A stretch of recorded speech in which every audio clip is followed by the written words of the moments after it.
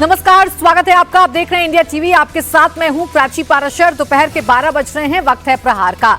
राम मंदिर में चढ़ावा चोरी को लेकर अयोध्या से दिल्ली तक घमासान मचा हुआ है। आज सुप्रीम कोर्ट इस मामले में अहम सुनवाई करेगा, तो इधर थोड़ी देर में एसआईटी जांच के लिए अयोध्या पहुंचने वाली है। उधर अयोध्या पुलिस टिन्नू यादव को रिमांड पर लेने की तैयारी कर रही है। दिल्ली से लेकर अयोध्या तक चढ़ावा चोरी को लेकर क्या क्या हलचल है, इसकी पूरी डिटेल मैं आपको बताऊंगी। लेकिन इससे पहले बड़ी खबर, अयोध्या चंदा चोरी मामले में बड़ा खुलासा हुआ है। ये खुलासा दान चोरी में गिरफ्तार आरोपियों से पूछताछ में हुआ है। सूत्रों की माने तो सभी आरोपी संगठित तरीके से चंदे की चोरी को अंजाम देते थे। ड्यूटी पर जाने से पहले सभी का रोल तय किया जाता था। आरोपी सुबह फोन पर ही चोरी की प्लानिंग कर लेते थे। नोटों की गड्डियां कौन रखेगा, कौन काउंटिंग रूम में लगे कैमरों पर फोकस करेगा, सब कुछ पहले से तय हो जाता था। इस मामले में जो सीसीटीवी फुटेज बरामद हुआ है, उसकी तस्दीक खुद आरोपियों ने की है, जिसमें वो 70 बार चोरी करते दिखाई भी दिए। सीसीटीवी में कभी अविनाश तो कभी मनीष नोटों की गड्डियां कपड़ों में छिपाते दिखे। बाकी आरोपी जैसे अनुकल्प, करुणेश, लवकुश चोरी के वक्त कैमरे के सामने खड़े दिखाई दिए। अविनाश और मनीष का फेस सीसीटीवी में चोरी करते सबसे ज्यादा दिखा। सूत्रों के मुताबिक दान चोरी के पैसों का ज्यादातर बराबर हिस्सा था, लेकिन कभी कभी अविनाश के हिस्से में ज्यादा रकम आती थी। काउंटिंग रूम में कई सीसीटीवी फुटेज डिलीट कर दिए गए। ऐसे में पुलिस को शक है कि आरोपियों का एक्सेस सीसीटीवी के कंट्रोल रूम तक भी था। इस बीच चढ़ावा चोरी मामले पर एक और बड़ा खुलासा हुआ है। खबर है कि चोरी के समय टिन्नू यादव और सुभाष श्रीवास्तव भी मौके पर मौजूद रहते थे। काउंटिंग रूम से बरामद सीसीटीवी फुटेज में टिन्नू यादव और सुभाष श्रीवास्तव चोरी के समय कई बार दिखे। ऐसे में अब पुलिस दोनों को रिमांड पर लेकर पूछताछ की तैयारी कर रही है। पुलिस ने कोर्ट से दोनों की 7 दिन की रिमांड मांगी है। 14 जुलाई को कोर्ट इस मामले पर सुनवाई करेगा। तो टिन्नू यादव और सुभाष श्रीवास्तव की रिमांड मांगी गई है, क्योंकि ऐसा माना जा रहा है कि ये दोनों भी चोरी के वक्त काउंटिंग रूम में मौजूद रहते थे।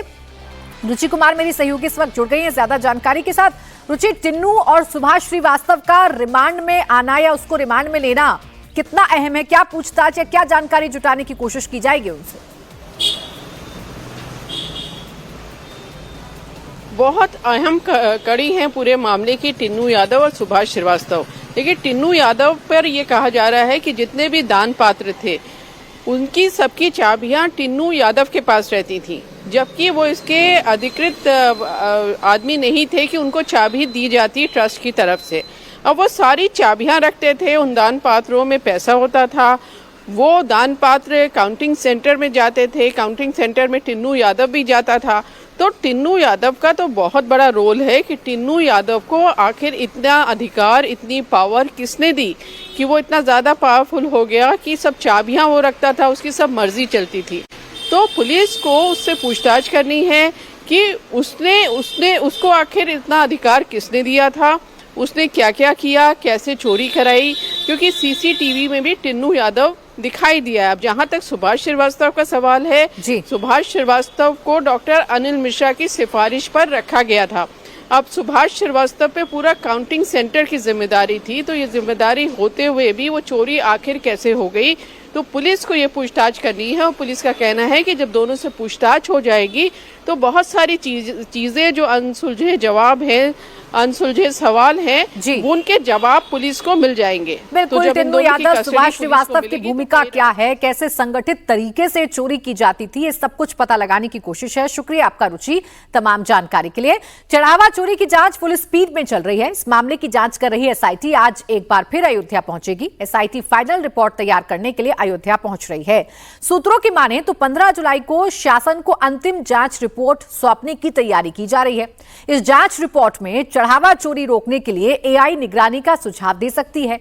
वहीं आज चढ़ावा चोरी के 8 आरोपियों को वीडियो कॉन्फ्रेंसिंग के जरिए कोर्ट में पेश भी किया गया है। आगे बढ़ेंगे, अब बात करेंगे मध्य प्रदेश की। जी हां, मध्य प्रदेश की दतिया सीट के उपचुनाव की, जिस पर भारी बवाल हुआ। आज उसी सीट पर नामांकन का आखिरी दिन है। बीजेपी उम्मीदवार आशुतोष तिवारी अब से कुछ देर पहले नामांकन करेंगे। अब से कुछ देर बाद नरोत्तम मिश्रा दतिया पहुंच चुके हैं। वो आशुतोष तिवारी के नामांकन में शामिल होंगे। इस दौरान मुख्यमंत्री मोहन यादव भी मौजूद रहेंगे। नरोत्तम मिश्रा, मोहन यादव के साथ केंद्रीय मंत्री ज्योतिरादित्य सिंधिया, बीजेपी के प्रदेश अध्यक्ष हेमंत खंडेलवाल भी मौजूद रहेंगे। दतिया सीट कभी मध्य प्रदेश बीजेपी के सीनियर लीडर नरोत्तम मिश्रा की ही होती थी, लेकिन इस बार बीजेपी ने नरोत्तम मिश्रा का टिकट काटकर आशुतोष तिवारी को अपना उम्मीदवार बना दिया है, जिसको लेकर दतिया में बवाल भी हुआ था। नरोत्तम मिश्रा के समर्थकों ने खूब हंगामा किया था। बीजेपी के दफ्तर तक पर कब्जा कर लिया गया था। फिर नरोत्तम सामने आए, समर्थकों से शांति की अपील की। नरोत्तम को शीर्ष नेतृत्व ने तलब किया। भोपाल से होते हुए दिल्ली पहुंच गए। अब वो आशुतोष तिवारी को समर्थन दे रहे हैं और नामांकन में शामिल हो रहे हैं। किन बड़े नेताओं से मुलाकात? किसी भी नेता से नहीं हुई सर। नितिन नवीन जी से मुलाकात नहीं हुई। क्या बातचीत हुई है? दिल्ली बुलाया गया? नहीं, बुलाया भी नहीं गया। नामांकन में शामिल होंगे? 100% शामिल होऊंगा। माननीय मुख्यमंत्री जी के साथ जा रहा हूँ नामांकन में। माननीय आशुतोष जी के साथ में खड़ा रहूंगा। सर, गृह मंत्री जी से भी क्या आपने समय मांगा था मिलने के लिए? नहीं मांगा। अब नरोत्तम मिश्रा नपा-तुला जवाब दे रहे हैं। जो उनसे पूछा जा रहा है सिर्फ उसी का जवाब दे रहे हैं। इसी से समझा जा सकता है कि नरोत्तम मिश्रा को भी मैसेज बड़ा क्लियर हो गया है कि परेशानी क्रिएट करेंगे तो आपके लिए भी परेशानी हो सकती है। वहीं बीजेपी उम्मीदवार जो अब दतिया से आशुतोष तिवारी हैं, नॉमिनेशन से पहले इंडिया टीवी ने उनसे एक्सक्लूसिव बातचीत की। आशुतोष तिवारी ने कहा, नरोत्तम मिश्रा हमारे अभिभावक हैं, उनसे मैंने बहुत कुछ सीखा है। नरोत्तम मिश्रा से रोजाना फोन पर बात हो रही है। वो आज नामांकन में भी शामिल होंगे। आशुतोष तिवारी ने कहा, नरोत्तम मिश्रा मेरे साथ खड़े हैं। दतिया में 48 घंटे पहले नाराज जो कैडर है उसकी बगावत देखी, आक्रोश देखी। अब ऐसे जो बिखरे हुए कार्यकर्ता है, वो नाराज कार्यकर्ता है, उन्हें कैसे साधेंगे आशुतोष तिवारी? देखो, आपने इसमें जो एक बात जोड़ दी कि जो नाराज कैडर है, भारतीय जनता पार्टी एक कार्यकर्ता आधारित राजनीतिक दल है और कार्यकर्ता वैचारिक प्रतिबद्धता के साथ काम करता है। और इसलिए आप यह जानते भी हैं, आपने सुना भी होगा कि शेष अन्य सभी राजनीतिक दलों से भारतीय जनता पार्टी ये राजनीतिक दल अलग है। लोकतांत्रिक व्यवस्था है।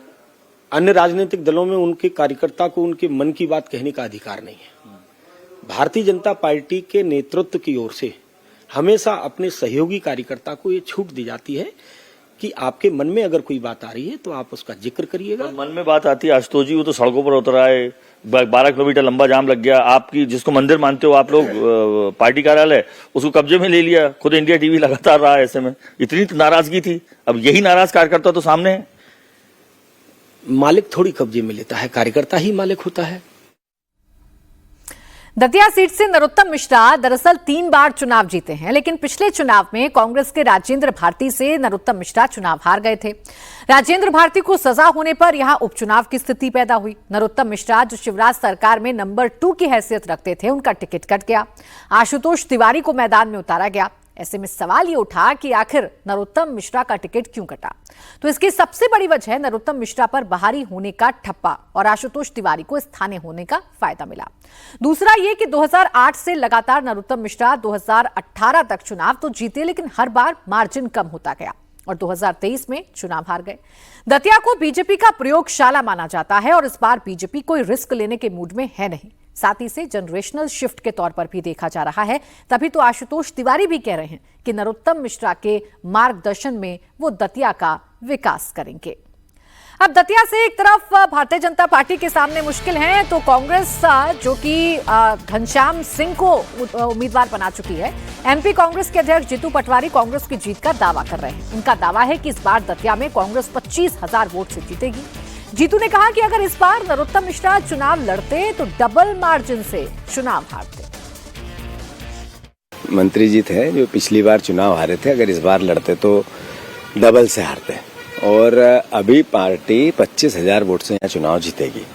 सवाल ये नहीं है कि बीजेपी के अंदर क्या झगड़ा है, सवाल ये है कि लोग मध्य प्रदेश में परिवर्तन चाहते हैं या नहीं चाहते।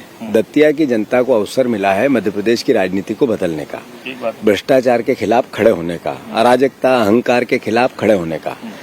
पूरे देश में नैरेटिव है, ये माँ पीताम्बरा माई की धरती है।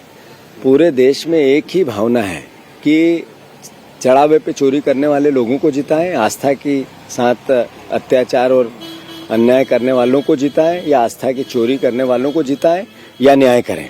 दतिया की जनता न्याय करेगी। तो ये जो नाराजगी आपको दिखाई दी है, ये किसके लिए थी नाराजगी, जो बीजेपी की तरफ? अगर हम बात कर रहे हैं तो बीजेपी का अंदरूनी मामला है, किसने करवाया, क्यों करवाया, कैसे करवाया, किस लिए करवाया।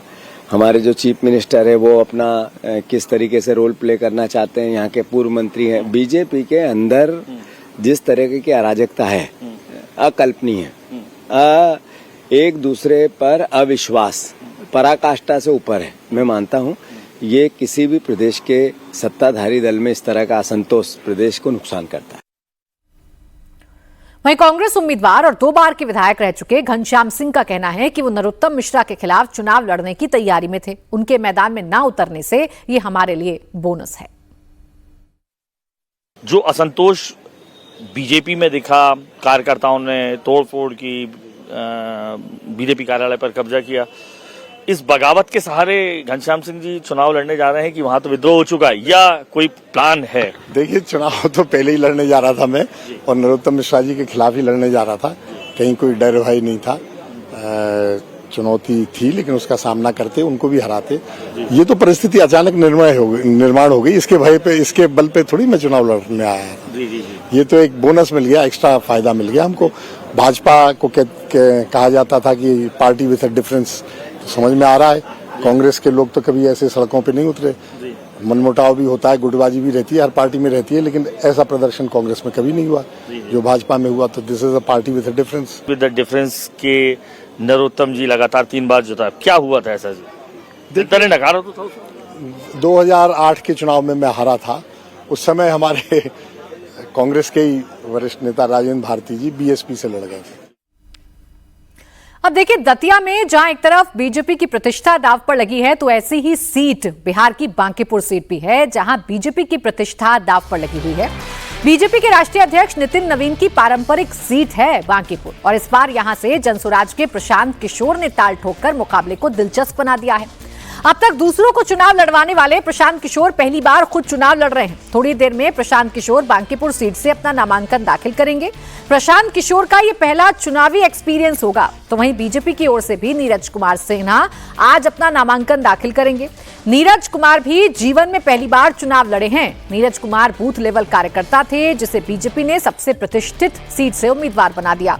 यानी बांकीपुर में इस बार मुकाबला त्रिकोणीय है। पीके का मुकाबला बीजेपी के नीरज कुमार और आरजेडी की रेखा गुप्ता के साथ है। बीजेपी इस सीट से अपना उम्मीदवार बदल चुकी है। बीजेपी ने पहले अभिषेक बंटी को उम्मीदवार बनाया था, लेकिन निजी कारणों की वजह से अभिषेक बंटी मैदान से हट गए और नीरज कुमार को उम्मीदवार बनाया गया, जिनका मुकाबला प्रशांत किशोर से होगा। और इसी वजह से ये सीट बड़ी दिलचस्प बन चुकी है, क्योंकि यहाँ मनोवैज्ञानिक जो दबाव है वो कहीं ना कहीं भारतीय जनता पार्टी के ऊपर आ गया, जैसे ही उन्होंने अपना कैंडिडेट बदला है। नीतीश चंद्रा मेरे सहयोगी इस वक्त जुड़ गए हैं ज्यादा जानकारी के साथ। नीतीश, बांकीपुर सीट वैसे तो सेफ सीट है, बीजेपी का गढ़ है, यहाँ से नितिन नवीन चुनाव जीतते आए हैं, लेकिन इस बार प्रशांत किशोर के चुनावी मैदान में आ जाने से और बीजेपी के कैंडिडेट बदल देने से कितना माहौल बदल रहा है? जी हाँ, बिल्कुल। जिस तरह से शुरू में ही बीजेपी के उम्मीदवार को लेकर जो बातें सामने आई, उसको लेकर निश्चित रूप से बीजेपी के लिए थोड़ी मुश्किलें बढ़ गई हैं, लेकिन चूंकि समय रहते उसे दुरुस्त कर लिया गया और आज नॉमिनेशन का आखिरी दिन है और आज ही बीजेपी उम्मीदवार और प्रशांत किशोर दोनों नॉमिनेशन फाइल करने वाले हैं। थोड़ी देर में यहाँ पर पहुँचेंगे जहाँ पर मैं मौजूद हूँ। ये पटना का समाहरणालय है और यहीं पर वो थोड़ी देर में यहाँ पर पहुँचेंगे। दोनों रोड शो करते हुए यहाँ पर पहुँचना है दोनों को। और प्रशांत किशोर थोड़ी देर पहले जहाँ उनके कार्यकर्ताओं को असेंबल होना था एक जगह, वहाँ से वो निकले हैं और यहाँ की तस्वीर में आपको दिखा दें। यहाँ देखिए, काफ़ी संख्या में जो उनके कार्यकर्ता हैं, समर्थक हैं, वो यहाँ पर पहुँचे हुए हैं, इंतज़ार कर रहे हैं। और यहीं पर अभी थोड़ी देर में बीजेपी के उम्मीदवार भी पहुंचेंगे। ये लड़ाई बड़ी दिलचस्प हो गई है प्रशांत किशोर के आने से, और बीजेपी के साथ जैसा हुआ उम्मीदवार को लेकर उम्मीद थोड़ी आप लोग की क्या अधिक है, बढ़ी हुई है? देखिए, बीजेपी की पहली हार तो वहीं पे हो गई जब उन्होंने अपना कैंडिडेट यहां से बदल दिया। हिंदुस्तान के इतिहास में आज तक बीजेपी के डर से लोग बैठते रहे हैं। पहली बार प्रशांत किशोर के डर से भाजपा को अपना कैंडिडेट बदलना पड़ा। बीजेपी का ये गढ़ है, ये सब लोग जानते हैं कि बीजेपी का ये गढ़ है बांकीपुर की सीट। तो ऐसे में प्रशांत किशोर यदि हार गए तो एक बार फिर उनके लिए उभरना मुश्किल हो जाए। कोशिश तो करेगा ना आदमी, के पहले ही कैसे कहेगा कि लड़बे नहीं करे। क्या लड़ाई मुश्किल होगी या क्या? लोग प्रशांत किशोर के लिए प्रयास में है कि वो जीत जाए। और हर कोशिश हम लोग करें, उसमें कुछ बात नहीं। आपको लगता है बांकीपुर सीट कायस्थ बहुल इलाका, नितिन नवीन की वो सीट, पार्टी के राष्ट्रीय अध्यक्ष हैं उनकी छोड़ी हुई सीट, ये लड़ाई कितना दिलचस्प होगी, कितना मुश्किल है प्रशांत के लिए आपको, या कितना आसान है? पूरा बांकीपुर प्रशांत जी के साथ यहाँ पे आ रहा है। थोड़ी देरों में मतलब सब कुछ साफ दिख जाएगा। आप लोगों को क्या ये उम्मीद है कि जाति की दीवार टूट जाएगी? प्रबुद्ध इलाका है, पढ़े लिखे लोगों का इलाका है, राजधानी है, इसलिए उस पैटर्न पर चुनाव नहीं होगा जो अब तक होता है, और इस आधार पर प्रशांत शायद निकल सकते हैं। जी, प्रशांत जी एक ऐसे शख्स हैं जिसको जाति पाति में बांधना संभव नहीं है, क्योंकि उन्होंने देश के हर पार्टी के साथ काम किया है, हर तरह के लोगों के साथ उन्होंने काम किया है जी। तो ये जो बांकीपुर में जो अभी तक हो रहा था ना, तो यहाँ पे एक नॉर्मल विधानसभा में तो एक भी सीट नहीं मिली। देखिए, सत्य जो होता है ना, वो सत्ता के सामने छीन प्रतीत जरूर बिल्कुल होती नीतीश, है। जो चूक विधानसभा चुनाव में प्रशांत किशोर से हो गई थी, उसी चूक को दुरुस्त करते हुए वो बांकीपुर सीट से चुनाव लड़ रहे हैं। अब देखना यह है मुकाबले को त्रिकोणीय बनाते हैं, पहले नंबर पर आते हैं, दूसरे पर आते हैं, या हाल तीसरे का रहता है। शुक्रिया आपका नीतीश तमाम जानकारी के लिए। और अब बात दिल्ली में हुए दर्दनाक हादसे की करेंगे। 4 दोस्तों को यमुना की लहरें ले गई। हादसे के बाद चीख पुकार मच गई। दिल्ली में यमुना की उफनती लहरों में 4 लड़के बह गए। चारों का कोई सुराग नहीं लग सका। गोताखोरों की टीम बच्चों की तलाश में जुटी हुई है। हिरणकी गांव में नहाने के दौरान 4 लड़के यमुना में बह गए। 14 साल का सौरभ, 15 साल का अंशु, 15 साल का अमनदीप और 15 साल का ही राहुल नहाने के लिए यमुना में कूदे थे। उनके साथ मौजूद 5वां दोस्त लकी नहाने नहीं गया। लकी ने ही चारों को डूबते देखा और आसपास मौजूद लोगों को बताया, जिसके बाद पुलिस को खबर दी गई। गोताखोरों को बुलाया गया, लेकिन चारों का अब तक कोई भी पता नहीं चल पाया है। मेरा बच्चा चाहिए मुझे। मेरा राम कहाँ गया? मेरा राम इतना भी नहीं सोचा। मैं अपने बाप का इकलौता बेटा हूँ। इस राम के बारे में तो सोच लेता मेरा बच्चे। अरे मेरा लाल,